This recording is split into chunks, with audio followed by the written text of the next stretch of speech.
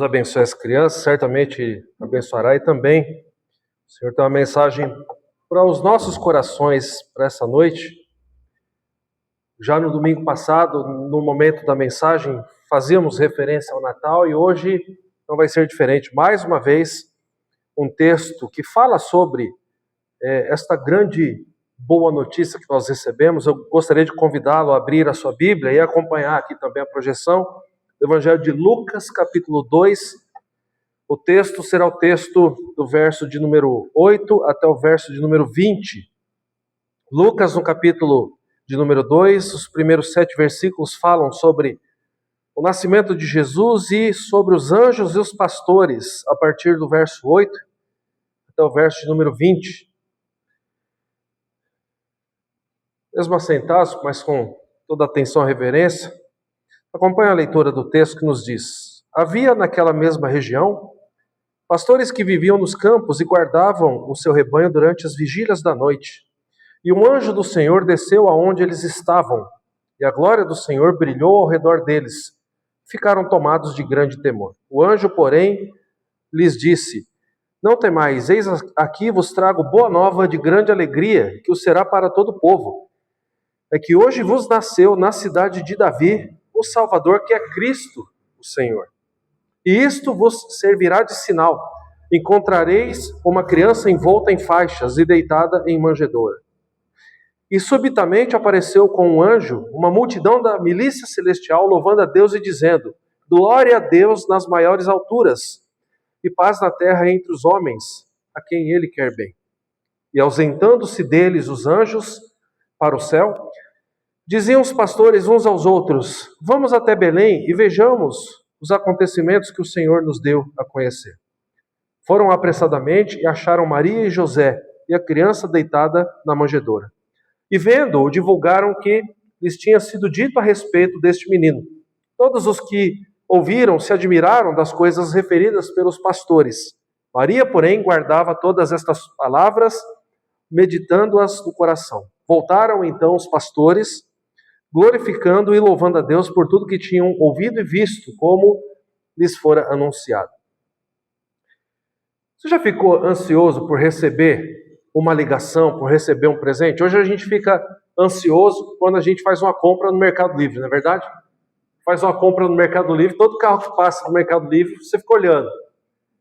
Aí se você sair e você está virando a sua esquina ali, virou o carro do Mercado Livre, tem gente que volta para trás. Às vezes não é nem a nossa encomenda, não é?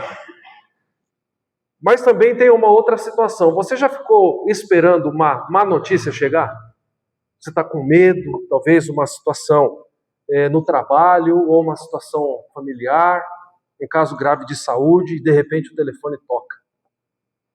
E aí a gente fica com medo. Por que eu estou fazendo referência a isso? Porque, tendo lido esse texto, eu gostaria de trazer um tema para essa mensagem: boas novas de grande alegria. Porque esse texto está falando para nós de uma grande notícia.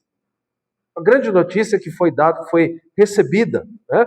E nós veremos isso então. Então, aqui nós teremos um pouco de introdução, falando um pouquinho sobre o texto, mas percebendo que Lucas está registrando aqui algo maravilhoso na vida de todo servo do Senhor. É interessante a gente perceber aqui no Evangelho de Lucas e nos outros também, que, diferentemente do que acontece hoje, o nascimento de Jesus Cristo não foi marcado por uma grande festa, luzes humanas, né? Lá na Times Square, aquele telão enorme, mas foi marcado pelo fulgor da glória de Deus. O nascimento de Jesus, né? Deus não escolheu para ele um palácio, mas escolheu um campo. Deus não convocou sacerdotes ali, mas ele convocou simples pastores. Daqui a pouco eu vou dizer o porquê simples. E é interessante que a primeira proclamação do Evangelho, ela não vem pelos rabinos, pelos mestres, mas vem por anjos. Foi uma mensagem gloriosa, mas foi uma mensagem simples. E foi uma mensagem eterna. Está no texto que nós lemos: eis que vos trago boas novas de grande alegria. Os nossos dias, irmãos, Natal se tornou muitas vezes um símbolo de tristeza para muitas pessoas, né? Perda, solidão, cansaço. expectativas frustradas, talvez o nosso coração já esteja aí fazendo o balanço do ano, porque o Natal também está próximo do Ano Novo. E talvez você, no seu balanço, não teve um ano como você gostaria. Quando você consegue realizar tudo aquilo que você propôs, né, e se isso aconteceu com você, você certamente chega com o seu ânimo renovado. Mas quando as coisas desandam, por assim dizer, nós ficamos entristecidos, não é verdade? Agora, quando nós olhamos para esse texto, né, o Evangelho ele vai restaurar para mim e para você o significado do Natal. Natal para nós é o anúncio de uma alegria muito grande. Uma alegria é um anúncio de que o mundo não pode nos tirar aquilo que Deus nos deu. O grande escritor e pregador Martin Lloyd-Jones, ele falando sobre o Natal e o Evangelho, ele diz assim: o Evangelho não é um pedido, mas é uma proclamação. Não é um conselho, mas é uma boa notícia. Outros, como Tim Keller, também vão dizer que o Evangelho é uma boa notícia sobre algo que Deus fez por mim e por você. Olhando um pouquinho para o contexto aqui de Lucas capítulo 2, precisamos lembrar de como é que viviam os servos de Deus. Eles viviam debaixo da dominação romana.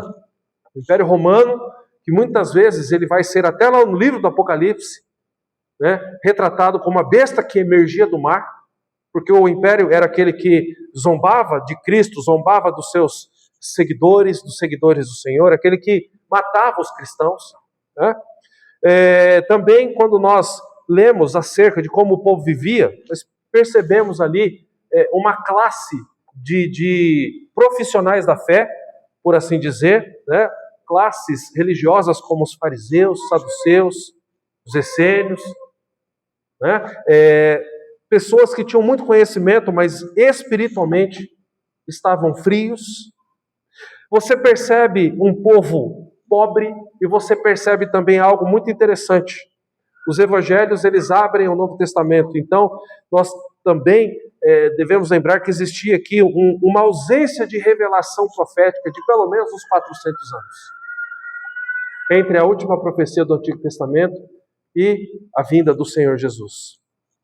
As pessoas aguardavam o Messias, mas não sabiam como ele viria. Muitos imaginavam que ele viria talvez em cima de um grande e forte cavalo, um grande guerreiro, que viria ali exterminar toda a tristeza do povo, que viria ali para lutar contra os fortes, né, contra os guerreiros ali romanos. Mas não é assim que o Messias vem. Ele entra no mundo de uma forma um tanto que inesperada, como um bebê envolto em faixas. Talvez não era aquilo que o povo esperava. E por que eu disse simples pastores? Porque os pastores eram vistos como gente simples, né? Pastores de ovelhas aqui. Eles não eram sacerdotes. Eles não eram aqueles que estavam purificados para os rituais. Eles eram considerados muitas vezes como impuros para os rituais sagrados, o povo de Deus. Eles eram também, muitos estudiosos do Novo Testamento vão dizer, socialmente marginalizados. Mas foi a eles que Deus escolheu revelar primeiro a glória do Senhor Jesus Cristo.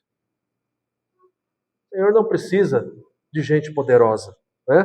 Um outro escritor cristão chamado Herman Bavinck, ele, falando sobre esse contexto, ele escreve o seguinte: a graça de Deus sempre surpreende, porque ela nunca segue o caminho da grandeza humana. O Senhor sempre surpreende, Ele não escolhe os sábios, Ele escolhe os loucos, outro texto do Novo Testamento já nos diz.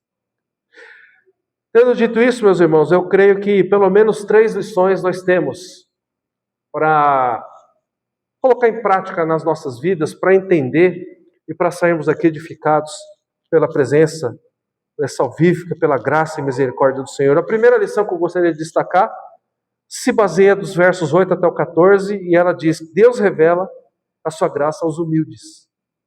Como é que o teu coração está hoje aqui? Você sente necessidade de buscar mais a presença de Deus? O Neto, hoje, dando aula aqui, leu a conclusão da revista e ela falava mais ou menos sobre isso.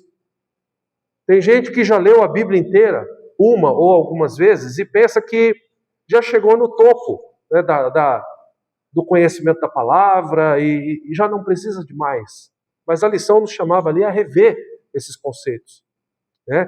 E esta lição aqui, baseada nos versos 8 a 14, nos mostra que Deus vai revelar graça a quem? Aos humildes. Olhe mais uma vez para a sua Bíblia. Eu vou ler do 8 ao 14. O texto diz assim: que havia naquela mesma região pastores marginalizados, como nós vimos, que viviam nos campos e guardavam seu rebanho durante as vigílias da noite. E um anjo do Senhor desceu aonde eles estavam.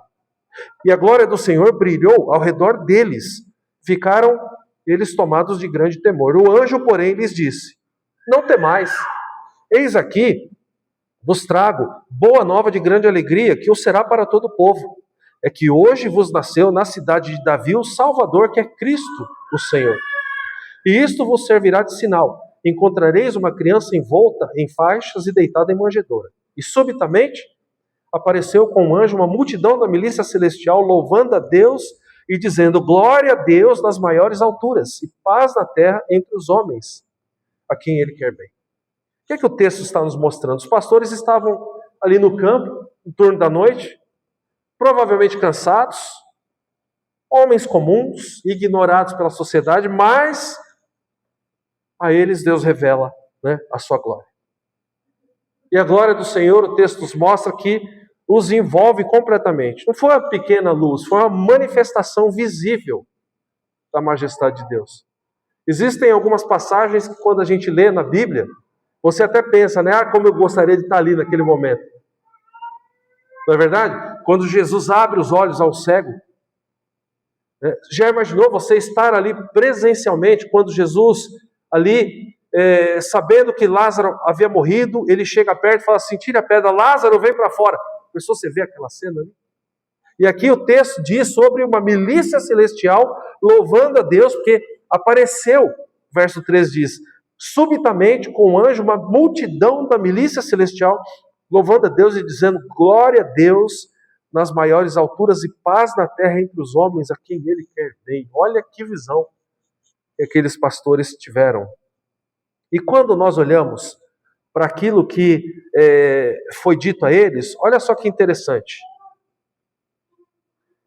A mensagem que o anjo traz àqueles pastores vai falar muito ao nosso coração, porque traz elementos essenciais do Evangelho.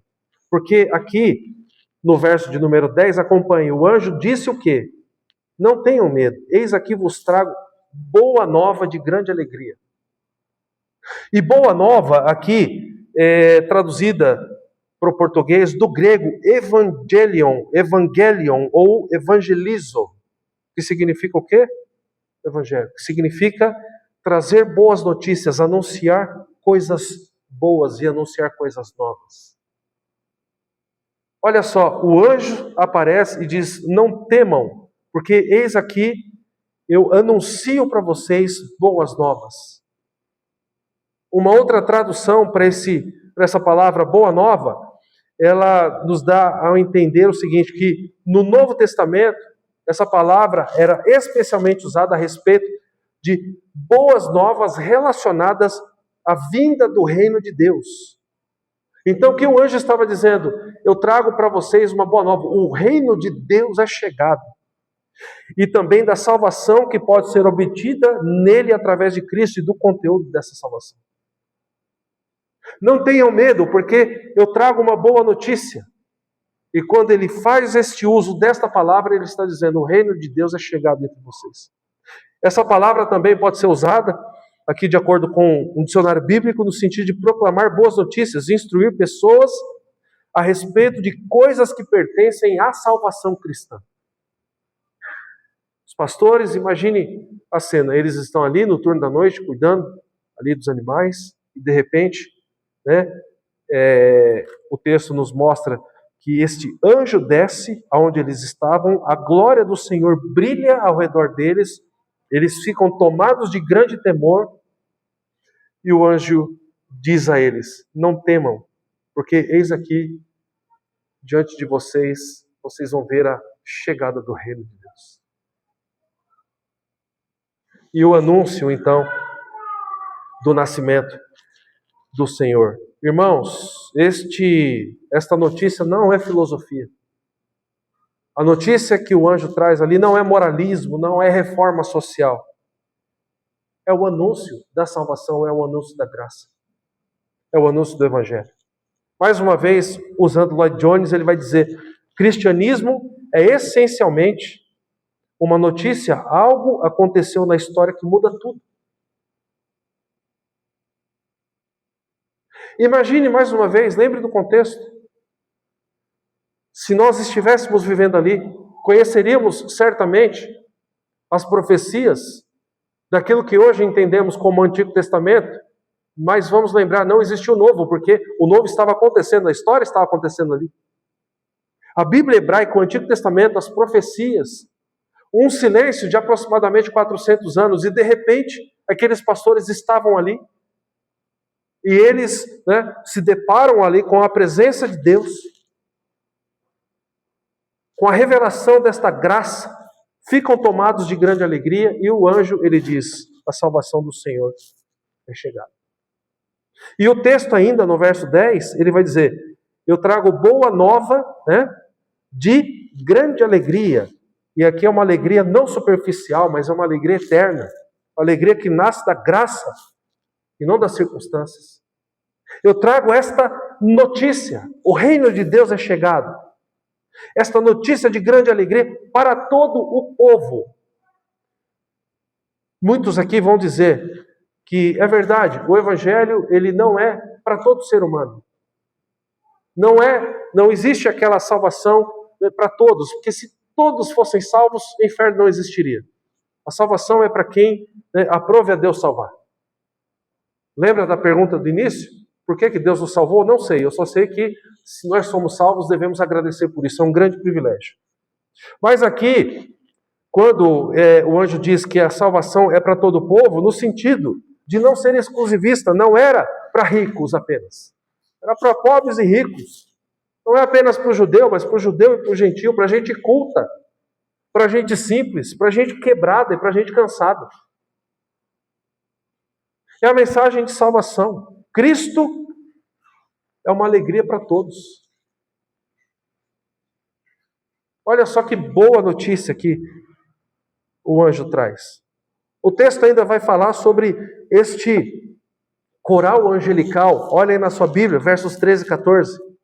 E subitamente apareceu com o anjo uma multidão da milícia celestial louvando a Deus e dizendo: glória a Deus nas maiores alturas e paz na terra entre os homens a quem Ele quer bem. Glória a Deus nas alturas, o propósito de Deus.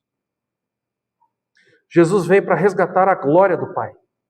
Para que homens e mulheres que viraram as costas, que abandonaram a Deus, tivessem a oportunidade da reconciliação. Ele vem para ser o pagamento. Ele vem para trazer paz na terra. E a paz é o sacrifício, o resultado da obra que Ele mesmo, Jesus, vai dizer.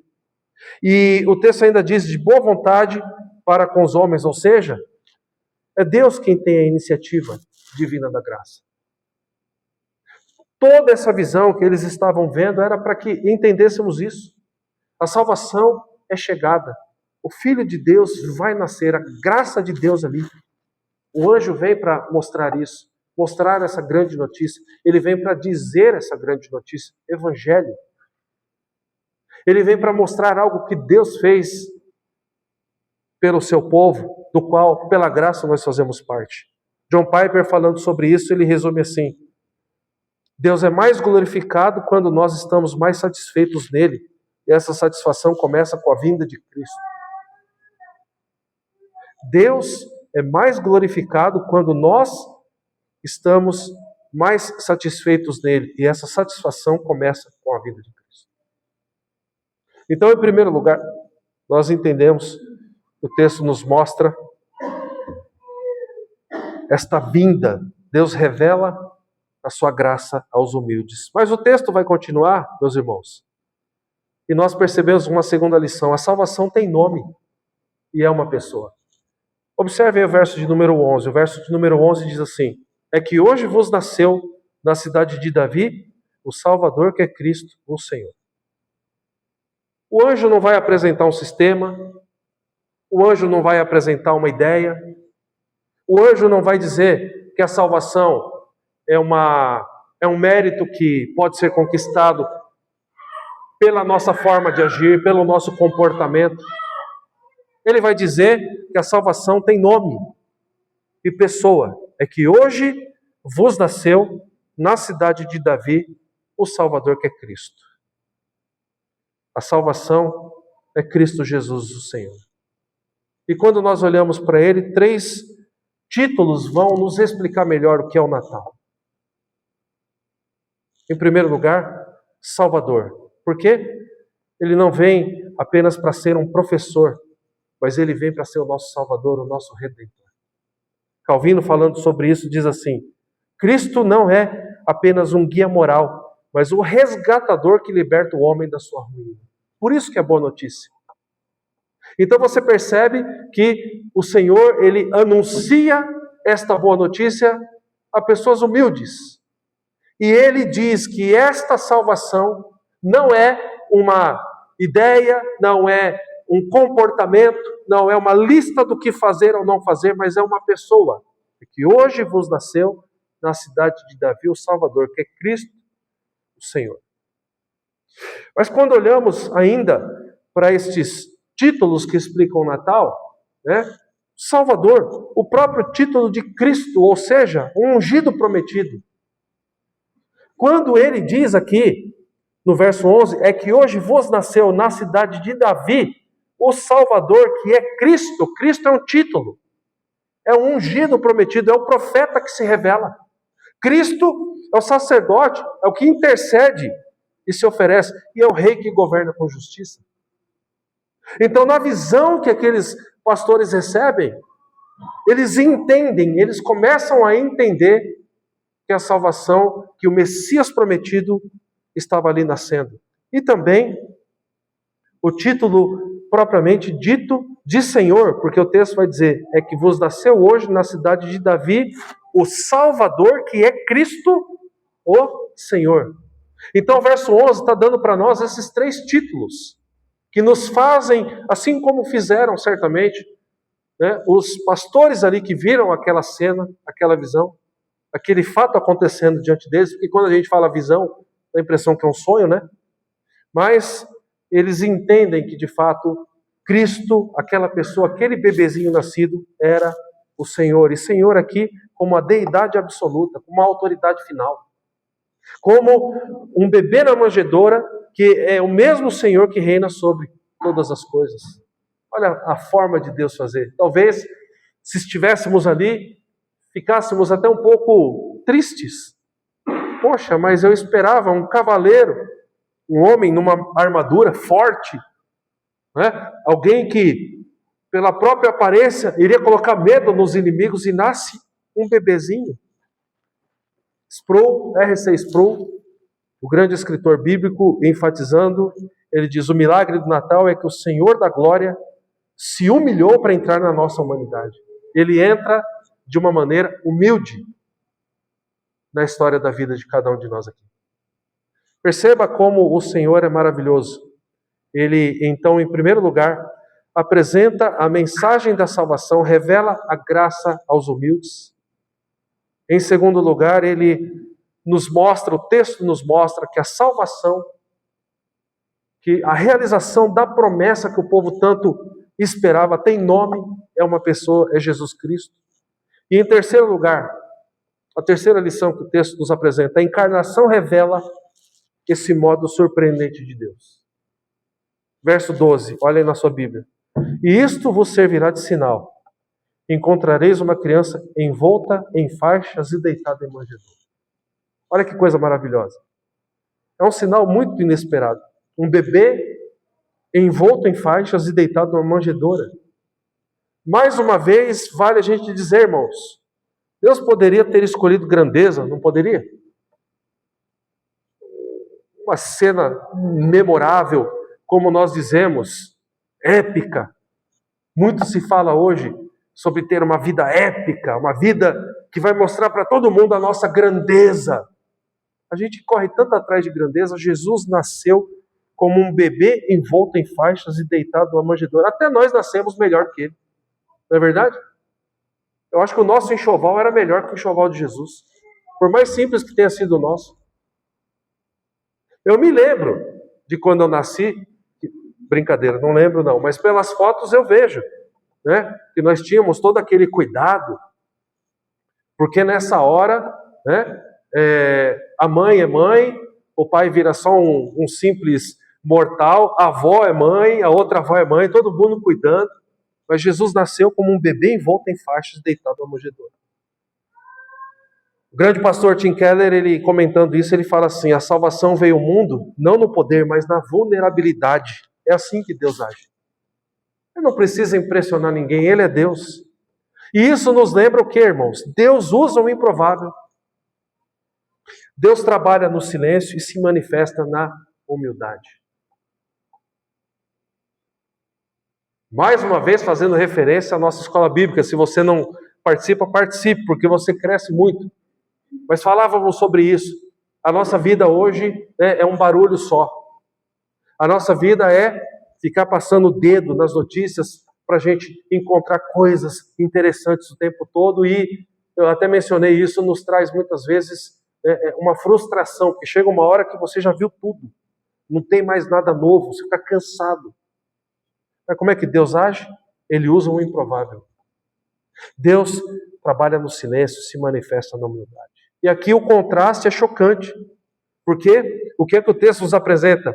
É que o rei do universo nasce no lugar onde os animais se alimentam. Já parou para pensar nisso? O que é que Deus está ensinando? Está ensinando que a salvação não vem pelos méritos daqueles que se acham grandes, mas alcança os que reconhecem a sua pobreza espiritual. Anos depois, este bebezinho já crescido, ele diz: bem-aventurados os humildes de espírito. Por quê? Você leia lá Mateus capítulo 5, o texto das bem-aventuranças. A encarnação de Jesus revela aqui este modo surpreendente de Deus agir. O mérito é dele, meus irmãos, o mérito não é nosso. E isso nos mostra o seguinte: se Deus não precisa de uma cena épica, se Deus ele não precisa querer impressionar, Ele não precisa de nada, Ele não precisa de mim, Ele não precisa de você. Se a gente decidir deixar de louvar a Deus aqui, Ele vai continuar sendo Deus. Já parou para pensar nisso? Compartilhando com os irmãos aqui, saindo um pouquinho do texto, um texto que muito tem falado no meu coração, eu também disse isso hoje pela manhã, é o texto de Jesus, quando ele tem o encontro com o jovem rico. Este que nasceu de maneira simples, este que o nascimento foi revelado a pastores simples de alguns animais, este que nasceu, né, e foi tratado ali, sendo envolto em faixas e deitado numa manjedoura, certa vez tem um encontro com um jovem que, se vivesse hoje e passasse por mim, por você, talvez nós diríamos: uau, é a vida que eu gosto de ter. Jesus e o jovem rico. E o jovem rico que o texto nos mostra que muito provavelmente, além de muito dinheiro, ele tinha um ego muito afinado também, porque ele pergunta, fala: Senhor, o que eu devo fazer para herdar a vida eterna? Guarda os mandamentos. Não matarás, não adulterarás, honra teu pai e tua mãe. Eu fico imaginando o sorriso dele: isso tudo eu tenho feito desde a minha mocidade. E aí é mais uma cena que eu gostaria de ver, porque Jesus o fita, olha para ele, seriamente diz: então pega tudo que você tem, vende, dá aos pobres, aí você vem e me segue. E na versão de Marcos, se você ler esse texto, você vai dizer, e você vai ler ali, Marcos, registrando que Jesus o amou. E quando Jesus diz isso, mesmo tendo amado aquele jovem, o que é que o jovem faz? Ele vai embora triste, porque era dono de muitas propriedades. O texto não está dizendo que se a gente tem algo, a gente tem que vender e dar aos pobres. Não é isso que está dizendo. Não é um texto normativo. Ali é uma descrição de algo que aconteceu. Mas por que Jesus fez isso? Porque ele sabia que a verdadeira riqueza, o verdadeiro Deus daquele jovem eram as suas posses, eram a sua riqueza. E aí aquele jovem vai embora. E o texto não mostra que Jesus foi se jogando no chão, né? Desesperado. Volte, volte. Ele quis ir embora, ele foi. Jesus continuou o trabalho dele.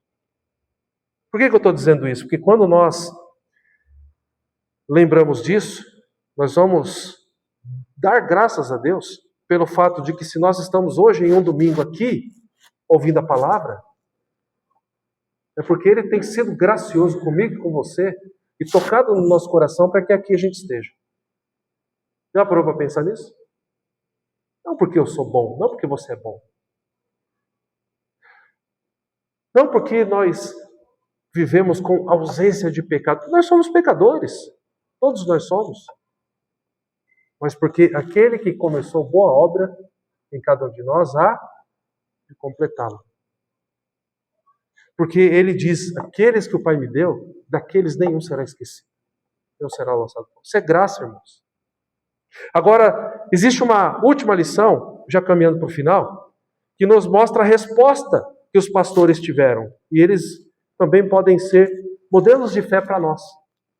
Então, se você, ao ler esse texto, também fica alegre por saber que o Deus que se revela aos humildes se revela a nós, que traz esta boa nova, que mostra que, de fato, Jesus é o Salvador, é o Cristo, é o Senhor, e nós entendemos isso. Olha só, dos versos 15 a 20 a gente pode entender como nós devemos viver. A resposta dos pastores, um modelo de fé para nós.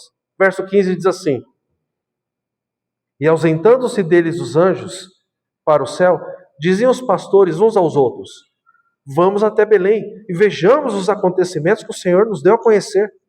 Foram apressadamente, acharam Maria e José e a criança deitada na manjedoura. E vendo, divulgaram o que lhes tinha sido dito a respeito deste menino. Todos os que ouviram se admiraram das coisas referidas pelos pastores. Maria, porém, guardava todas essas palavras, meditando-as no coração. Voltaram então os pastores, glorificando a Deus, louvando a Deus por tudo que tinham ouvido e visto, como lhes fora anunciado. Olha só o que os pastores fizeram. Eles nos mostram, de certa maneira, meus irmãos, como a gente deve responder ao Evangelho. Em primeiro lugar, os versos 15 e 16 do texto nos diz que eles foram rapidamente a Cristo. E o que isso nos ensina? A fé não é passiva, não é dizer apenas eu creio, né? Mas é correr para Cristo, é não postergar. Certa vez no Evangelho alguém falou assim: eu vou seguir o Senhor, mas deixa primeiro sepultar o meu pai. E ali a ideia não é que o homem estava no velório, é que ele estava provavelmente dizendo: meu pai já está com uma certa idade, Jesus, sabe? Sabe como é que é? Então deixa primeiro eu resolver essa, aí eu vou e te sigo. Não é isso que os pastores fizeram, eles foram rapidamente a Cristo. Meus irmãos, nós estamos vivos hoje. Você pode garantir para mim que você estará vivo amanhã? Depois de amanhã? Tomara que daqui a 50 anos a gente esteja aí. Daqui a 50 anos, o presbítero Dori vai ter recebido a emerência, já vai ser tri. Ou senão já vai ser tetra, é tetra, né? Já pensou que legal? Né? E todos os outros aqui também eméritos. Mas a gente não sabe o que vai acontecer amanhã. O tempo é hoje. O tempo, o que os pastores nos ensinam? Que o tempo da gente se voltar para Jesus é hoje. Não deixe para amanhã. Mas os versos 17 e 18 nos mostram outra atitude dos pastores. Eles testemunharam de Cristo. Olha só, verso 17. E vendo, divulgaram o que lhes tinha sido dito a respeito desse menino. Todos os que ouviram se admiraram das coisas referidas pelos pastores. Meus irmãos, quem encontra o Salvador deve anunciar esse encontro. A boca, né, a gente fala do que está cheio o coração. Onde Cristo está? Está no nosso coração? Quantas pessoas nós temos para compartilhar isso? Assim que os pastores viram tudo aquilo que eles viram a criança, eles foram rapidamente a Cristo, versos 15 e 16, eles testemunharam de Cristo. Está nos versos 17 e 18. E uma terceira, mas também muito importante, né, ação dos pastores. está ali no verso de número 20. Eles adoraram a Cristo. Verso 20 diz assim: voltaram então os pastores glorificando e louvando a Deus por tudo o que tinham ouvido e visto como lhes fora anunciado. Eles viram e eles entenderam e eles anunciaram e adoraram a Cristo. A verdadeira fé termina em adoração. O comentarista bíblico Matthew Henry, ele diz assim: a revelação produz movimento, o encontro produz louvor. A revelação produz movimento. Se movimentaram. O encontro produz louvor. Para a gente encerrar, eu gostaria de trazer algumas aplicações práticas. O que esse texto nos diz? Em primeiro lugar, Deus se revela aos humildes e quebrantados. O Natal nos lembra de que Deus alcança quem? Os cansados, os feridos, os pecadores, os que sentem que não são nada. Você se sente assim? Pois é, Jesus veio para nós. Se você se sente todo autoconfiante, se você sente que você não precisa de nada, reveja os seus conceitos, porque à luz do Evangelho, talvez você esteja com um coração como o coração dos fariseus.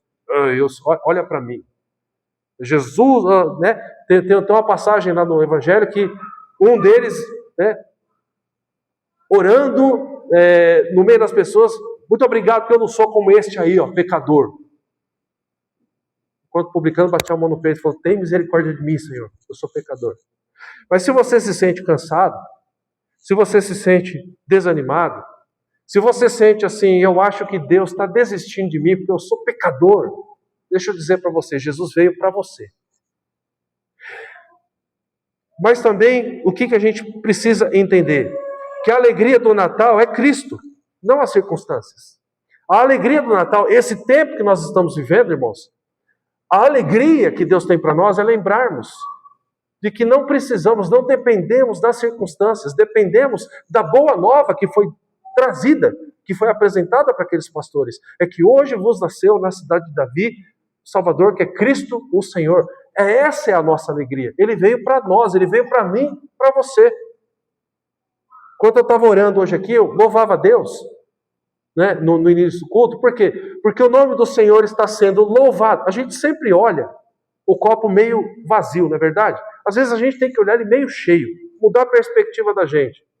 A gente sempre tem olhado para a igreja e olhado e apontado os erros, olha só os escândalos. Sai um escândalo aí e o Brasil inteiro fica sabendo. Mas por outro lado, irmãos, quantos cristãos estão louvando a Deus nas igrejas hoje? Aqui em Botucatu, em São Manuel, em São Paulo, no Ceará, em Brasília, em Belo Horizonte, fora do Brasil, no Panamá, na China, na Coreia, nos Estados Unidos, no Canadá, na Etiópia, no Camboja. Quantas pessoas estão louvando a Deus? E a gente tem que lembrar, a alegria do Natal é Cristo, não as circunstâncias. Né? Saber que Deus veio a nós. Uma outra aplicação, o Evangelho deve nos mover a buscar a Cristo.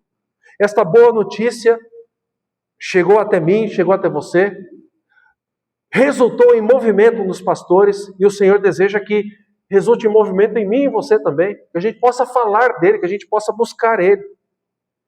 Uma outra aplicação, meus irmãos, quem encontra Cristo deve compartilhar Cristo. Às vezes a gente fica pensando assim, eu não sei qual que é o objetivo da minha vida. Então depois leia Isaías 43, versos 6 e 7. E o texto vai dizer ali que nós somos criados para o louvor da glória de Deus.